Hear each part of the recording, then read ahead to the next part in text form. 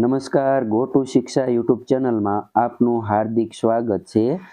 આજે આપણે આ વિડીયોની અંદર પોષણ ટ્રેકરની અંદર હેલ્પર બહેન અને વર્કર બહેનનું પ્રોફાઇલ અપડેટ કઈ રીતે કરવું એકદમ સરળ સમજૂતી સાથે ટૂંકામાં માત્ર 5 જ મિનિટમાં બંનેનું અપડેટ કઈ રીતે થાય, કઈ સાવચેતી રાખવાની છે, કઈ રીતે સબમિટ કરવાનું છે, કેવી રીતે ડિટેલ ભરવાની છે, દરેક માહિતી આજે આપવાની છે. ચાલો તો આપણે સૌપ્રથમ તો જોઈ લઈએ કે આપણું પોષણ ટ્રેકર અપડેટ છે કે નહીં. પ્લે સ્ટોરમાં જઈ અને પોષણ ટ્રેકર જોઈ લેવાનું.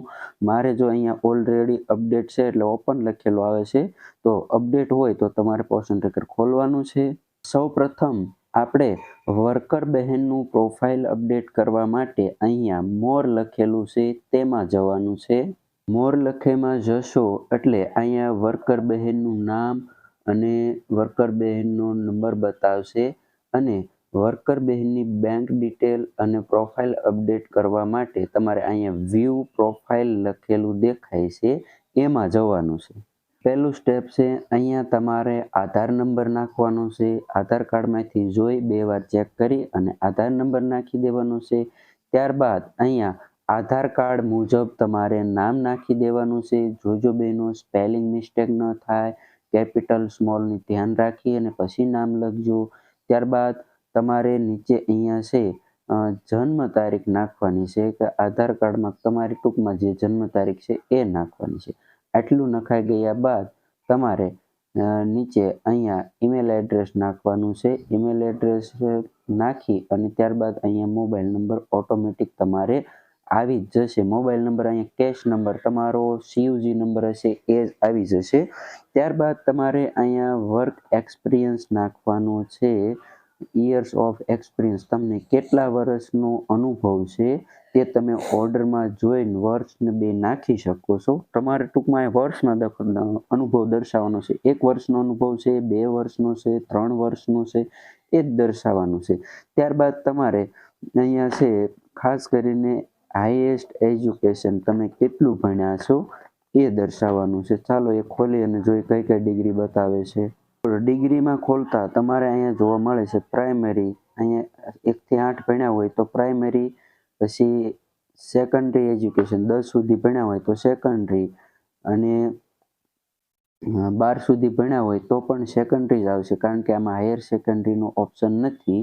અને બેચલર ડિગ્રી એટલે BA કર્યું હોય, ટૂંકમાં કોલેજ કરેલી હોય, BA ગ્રેજ્યુએશન કર્યું હોય તો તમારે બેચલર ડિગ્રી સિલેક્ટ કરવાની છે. અને MA માસ્ટર ડિગ્રી કરેલી હોય તો તમારે માસ્ટર ડિગ્રી સિલેક્ટ કરવાની છે. એનાથી કોઈ ઉપર હોય તો લાસ્ટ વાળો. ટૂંકમાં આટલા ઓપ્શન છે એજ્યુકેશન માટેના છે, એ તમારે સિલેક્ટ કરવાના રહેશે. તમને જે આ આછા જેવા પટ્ટા દેખાય છે એમાં મોબાઈલ નંબર છે ઓટોમેટિક આવી જશે. આંગણવાડી સેન્ટર લખેલું પણ ઓટોમેટિક આવી જશે. આંગણવાડીનો કોડ પણ ઓટોમેટિક આવી જશે. આટલી વિગત ભરાઈ ગયા બાદ તમારે અહીંયા સબમિટ આપવાનું છે. સબમિટ અપાઈ ગયા બાદ પછી તમારે ફરીવાર આનું આ સ્ટેટસ ખોલવાનું છે અને પછી બેંક ડિટેલ ભરવાની છે.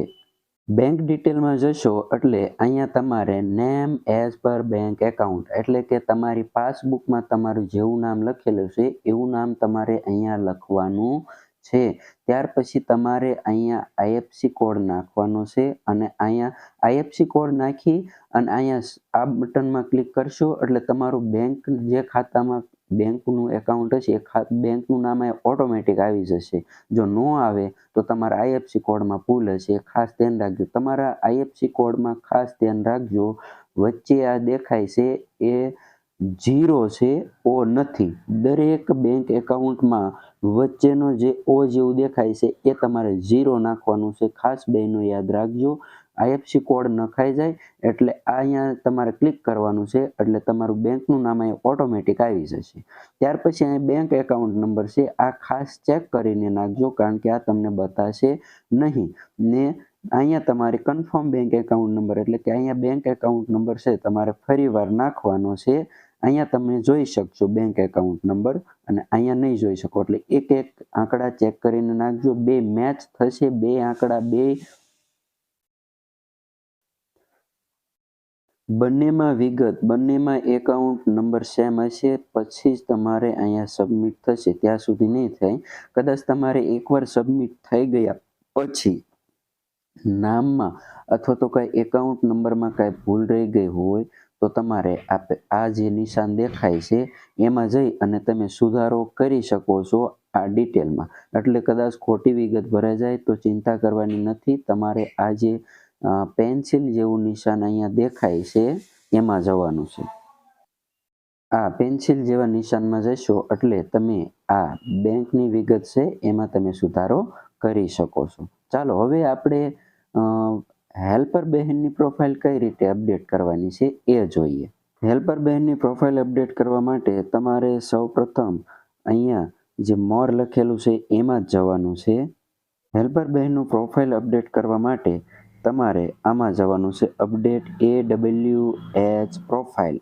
અહીંયા જો હેલ્પર પ્રોફાઇલ એવું લખેલું આવશે, અહીંયા એનો આધાર નંબર નાખવાનો છે, અહીંયા આધાર કાર્ડ પ્રમાણે નામ લખવાનું છે, જન્મ તારીખ લખવાનું છે, અહીંયા ફિમેલ ટિક કરવાનું છે. ઈમેલ એડ્રેસ ફરજિયાત નથી, નાખવું હોય તો નાખવાનું, નકર જરૂરી નથી.